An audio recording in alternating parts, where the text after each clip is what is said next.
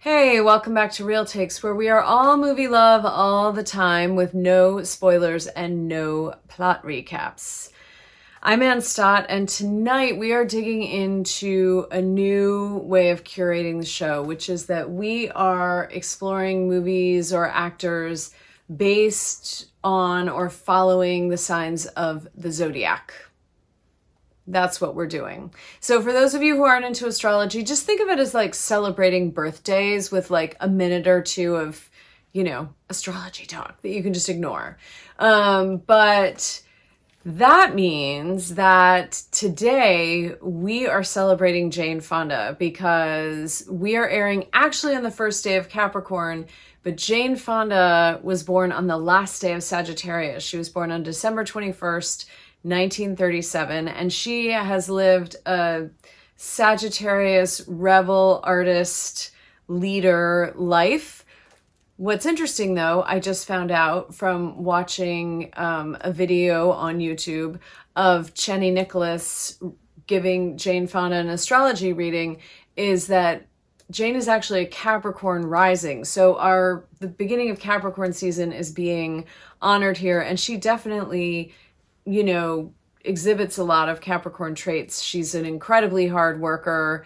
She has attained a lot of power in her life, and she's also spent her life speaking truth to power and questioning power. So it's actually a perfect Sagittarius Capricorn transition thing to do. But we'd be doing that either way because Jane Fonda's fabulous.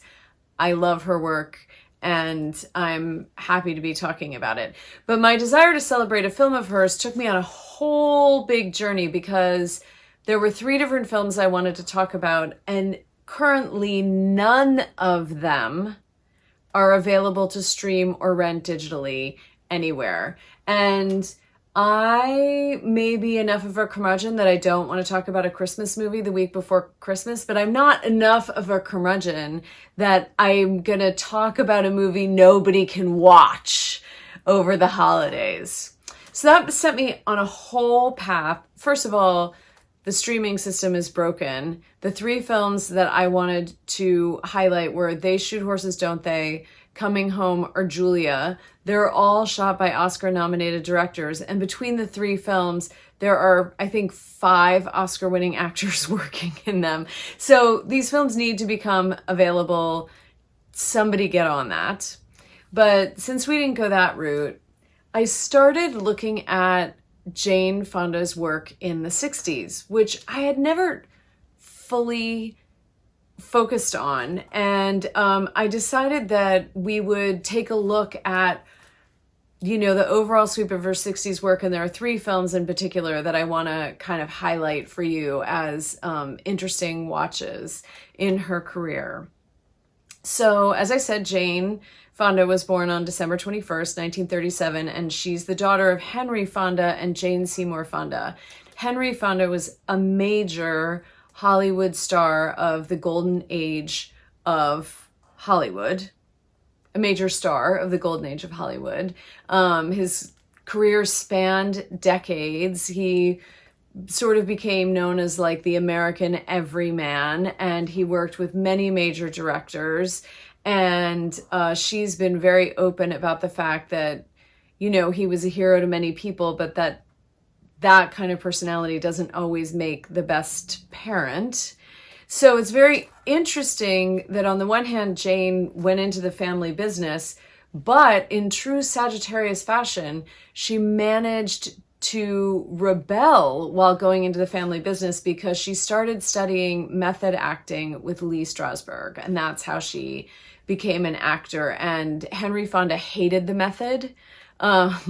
He had no time for it at all. So she was acting, but she was acting in a way that he didn't like at all. And I just appreciate the sort of emotional, familial genius of that move on her part. So between the years of 1961 and 1968, Jane Fonda made 16 feature films. And I have now watched 12 of them. I haven't watched the films she made in France. Even in the sort of early to mid 60s, she was itching for a deeper experience than she was getting in Hollywood, and she moved to France to try to be part of the new wave in France, and she made 4 films there. And 3 of those aren't available to stream or rent digitally in the United States, getting back to our original problem. So I haven't seen those, but overall she made 16 films, and they culminated in the 2 best known of that time period in her work, Barefoot in the Park, which is a Neil Simon romantic comedy where she co-starred with Robert Redford for the second of 4 films that they made together. It's a fun romp. To me, it feels a little dated now. It's kind of like the Hollywood version of, ooh, what's happening with bohemian life in New York City? So Jane Fonda plays a spirited bohemian woman who has a whirlwind romance and marries straight-laced Robert Redford. And then they find themselves married and have to figure out how to, live together and make it work. And there are funny scenarios, and it's great to watch them together. They have such incredible chemistry. And then the other best known film of that era is Barbarella, which is a sci-fi sex fantasy romp directed by Jane Fonda's then husband Roger Vadim, French director, and has taken on a sort of cult classic status. And Jane Fonda's been open about not really enjoying making the film. She had to get drunk for the opening credits striptease, and then they found out in the morning that there was a problem with the film, and she had to do the whole thing again, hungover and drunk. But now she says she sort of enjoys it as a campy, fun ride. So that takes us to 1968, and then in 1969, Jane Fonda starred in Sidney Pollack's second film, They Shoot Horses, Don't They?, which was a real departure from anything she had made before, and part of a shift in American cinema of the late 60s and early 70s. It's a raw, unsparing look at dance competitions that used to happen during the Depression in this country, where desperate people would enter competitions where they'd have to stay on their feet for hours at a time dancing in front of audiences just to have a place to sleep and some food. And she stripped herself bare for that performance, and it's, a favorite performance of mine. It's very powerful. And in one, actually in a documentary about her, she says it was the first time she made a movie that was about something. Which is an interesting thing for her to say, because now that I've watched 12 of her 16 films up till that point, I don't totally agree. Definitely some of the films she made in the early 60s are not about anything, or whatever they're about is so vapid that it's pointless. Some of the films are trying to be about something, but they are too scared to really follow through on whatever they're exploring. Some of them read very much like early 1960s Hollywood producers are realizing that, these much more serious films are coming from Europe and people are watching them. Some filmmakers in the United States like Cassavetes and Shirley Clark are making, really raw work that is being seen in cities, and they need to sort of catch up with the times. The culture is changing, and they sort of take on sex or sexuality or other issues, class, and then they kind of pull away at the last moment, either in the writing, they have to tie it up in some neat, pretty way that doesn't scare people, or in the directing, they make serious things more comedic. So that's unfortunate. But there are a few films, there are 3 films I really want to highlight that I think have a lot of interesting work going on in them. So the first film from the 60s that I want to talk about is called Walk on the Wild Side. And this was directed by Edward Dmytryk, And he directed the Caine Mutiny and Mirage. So the movie stars Laurence Harvey, who plays a Texas farm boy with a heart of gold, who travels to New Orleans to find the love of his life, played by French actress Capucine, who, unbeknownst to him, has become the most popular high-class prostitute at a brothel in New Orleans, whose madam is played by Barbara Stanwyck in a later career performance. And on his way to finding Capucine, he runs into Jane Fonda, whose character's name is Kitty Twist. And she plays a, late teenage girl who's clearly experienced a lot of trouble and she's ready to make a lot of trouble. And he also meets a Mexican cafe owner played in true Hollywood whitewashing style by Anne Baxter. So if all of that doesn't interest you, I really don't know how to rope you in. But I have to say that even though, okay, I've had a hard time figuring out what I want to say about this movie. First of all, I forgot to mention that one of the things it's most famous for is its opening title sequence, which was directed by Saul Bass and involves a black tomcat winding its way through alleyways. So, it was that moment in American film history when title sequencing became much more creative, and this one got a lot of attention. I liked this film a lot more than I thought I was going to, based on the description and the title and some of the other 60s movies of this sort that I've watched. But I can't tell how much my liking it is about sort of all the film history stuff involved and the kind of crazy casting, like Barbara Stanwyck, late career performance as a lesbian madam of a brothel, which apparently scandalized Hollywood that she did that, or my curiosity about how homosexuality was handled, which of course was treated as like incredibly emotionally dysfunctional and manipulative and sort of tawdry and dirty. So no big shock there. So I can't tell if I'm just curious about all of that or if the movie is kind of better than I thought it would be. I do think the dialogue is strong and some of the acting is really strong. You have to overlook a ton of stuff. The biggest thing being, how did a French woman named Capucine end up in Arroyo, Texas, falling in love with a farm boy? They never explain that. And really, a few lines on that would have gone a long way. But for whatever I like about the film or why I like about the film, it is a really interesting film to talk about in terms of our birthday girl, Jane Fonda.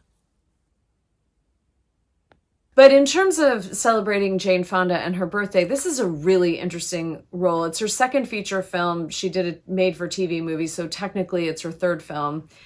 And she's a supporting character. She's only in it for about 20 minutes at the top of the movie, and then she comes back at the end of the movie. But she is on fire.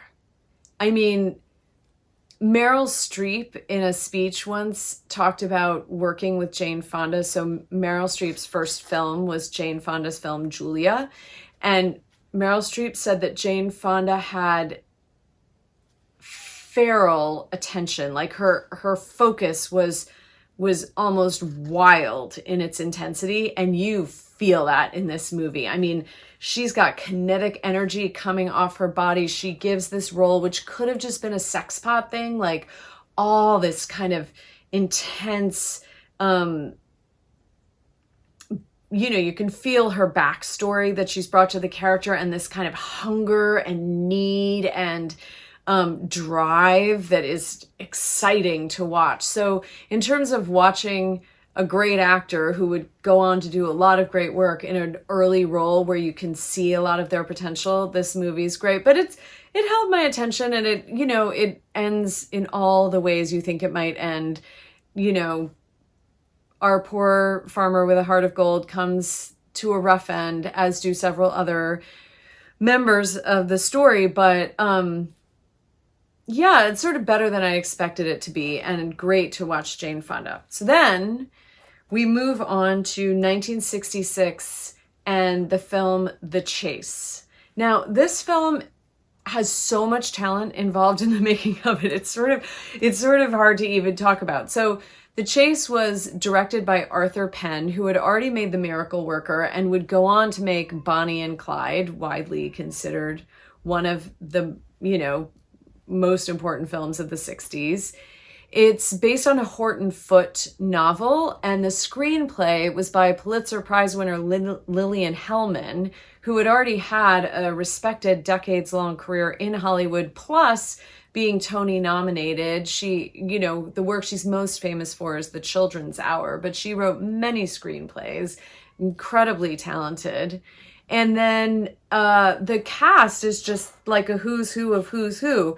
So Marlon Brando stars as the sheriff of a small southern town that everyone in the town thinks of as owned by the richest businessman in the town, who owns the bank and a lot of other business interests, and is kind of the revered and resented wealthy man of this small southern town.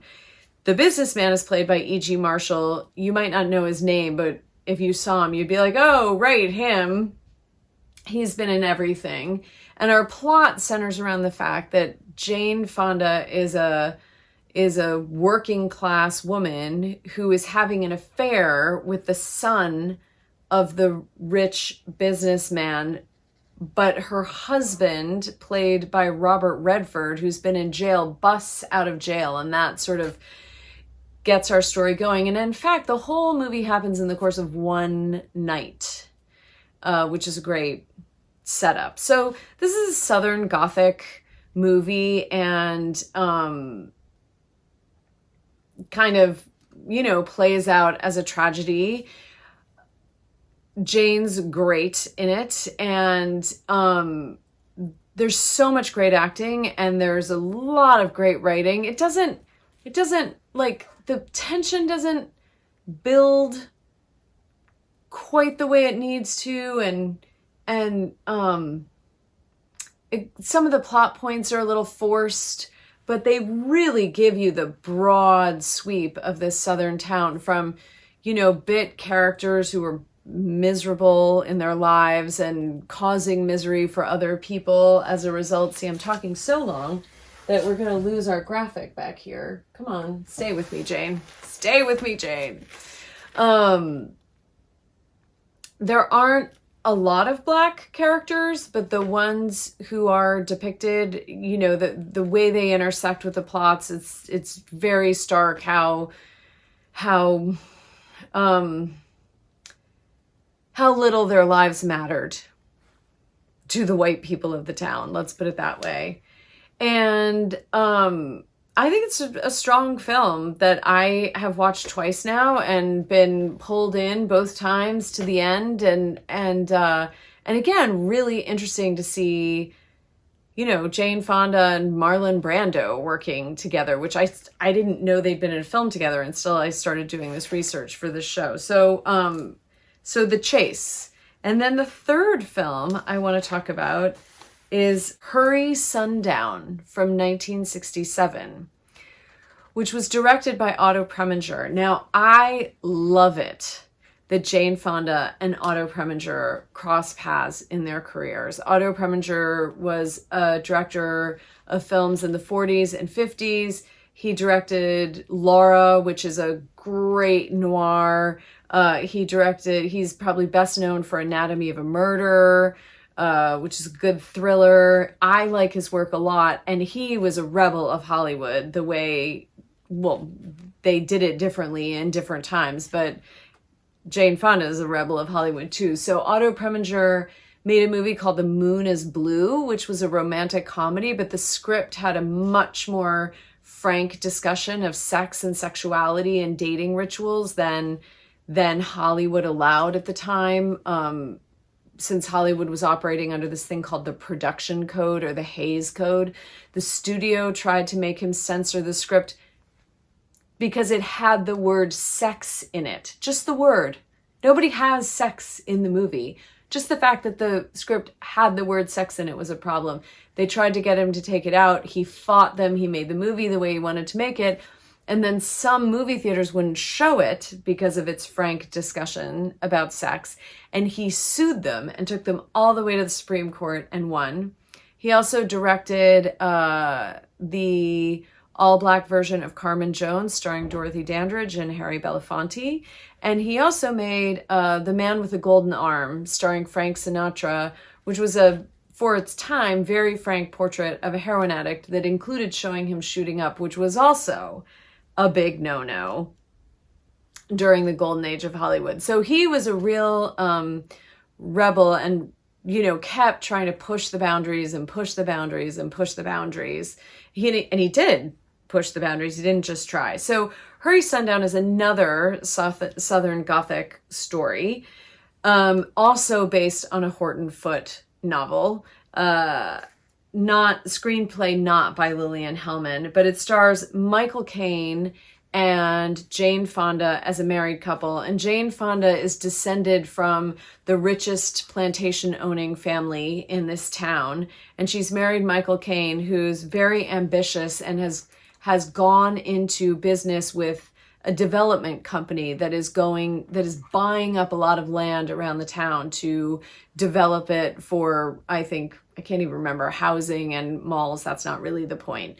And there are two final holdouts on selling their land. And one is a white family, the wife of whom is played by a young Faye Dunaway, and the other of whom is a black family, the matriarch of whom is played by Beah Richards, whose the land was deeded to them at the end of the Civil War. But Michael Caine is trying to play it like Jane Fonda's family really owned the land and just let them stay there. And it's really this look at in this one town, how everybody's lives are so intertwined, and the racism of the town. And it's interesting to note, so this movie, Hurry Sundown, came out in 1967. And there were 3 wildly popular movies about racism in 1967, and they all star Sidney Poitier. So To Sir with Love came out in 1967. In the Heat of the Night came out in 1967. And Guess Who's Coming to Dinner came out in 1967. They were all wildly popular. Side note, even though Sidney Poitier was in all of them, and 2 of them were nominated for Best Picture at the Oscars and a bunch of other awards, he was not nominated for his acting in any of them. So, about that. But with some variations, don't hold me to this exactly, they all follow the kind of formula that so many movies about racism had, which is Sidney Poitier is sort of a lone black man in a white community trying to take on the forces of, whatever's going on around him. And there are variations in Guess Who's Coming to Dinner. His parents come in, his mother played by Beah Richards. So there are variations on that theme, but Hurry Sundown is interesting in that it came out in the same year, and the film really shows and incorporates an entire black community into the story of the film. There isn't one landowner, and we don't get to know any other black characters. We get to see the black school. Oh, and Diahann Carroll is in the film as a school teacher and a friend of Beah Richards' family. And the black community rallies around the black family when inevitably Michael Caine and Jane Fonda try to steal their land from them. In terms of Jane Fonda's work in the film, a lot of her part of the film, well, there are 2 parts. There's this part of her relationship with this family, and at the top of the movie, she's saying what love and affection she has for Beah Richards, who was her, you know, I think they say the word mammy growing up. And she says she could never cross her or harm her, and how quickly those sentiments and principles fall away when her own needs are at stake. And her own needs are financial, but they're also emotional. They dig deep into the dysfunctional relationship between Jane Fonda and Michael Caine in the film, and how they're kind of, well, the sexual dynamics and how they're using sexuality to sort of hurt each other and lure each other back in. They have a child who's traumatized because Michael Caine abuses him. So they dig pretty deep into the dynamics there. And then pretty deep, it's sort of the microcosm of the dysfunctional wealthy white family and the macrocosm of the dysfunctional white racist community, kind of bouncing off each other, and how those two things feed each other and intertwine with each other, and the ways that Jane Fonda and Michael Caine's characters, you know, are so lost with each other, then end up with them being corrupt and lost with the people around them. So there's a lot going on in this film, and you know, some of it's cliched and it's not the best Southern Gothic movie you've ever seen in your life, but it's a strong film with strong acting performances. Don't expect a lot from the accents, and totally worth seeing. So that brings us almost back up to 1969. Then there was Barefoot in the Park and Barbarella, as I said before. And then in 1969, Jane Fonda made They Shoot Horses, Don't They?, which is a brilliant film. If you have a DVD player, ask your library if they have the DVD of it, or keep your eye out for it streaming somewhere. It's worth seeing. And she talks about, you know, that the film making They Shoot Horses, Don't They? Asked things of her that she had never been asked before. She said Sidney Poitier was the first director to call her up before shooting started and say, what do you think and what do you need? She said no director had ever asked her that before, including her husband, Raja Vadim. She slept on the set because she just had to be there all the time. She didn't know how yet to go where she needed to go emotionally without sort of physically immersing herself in the circumstances. And she had a brown wig that she wore for the film. And she said when they finished shooting, she took off the brown wig and she had all her sort of glamour puss 60s strawberry blonde hair flowing around. And she just thought, I'm not this person anymore.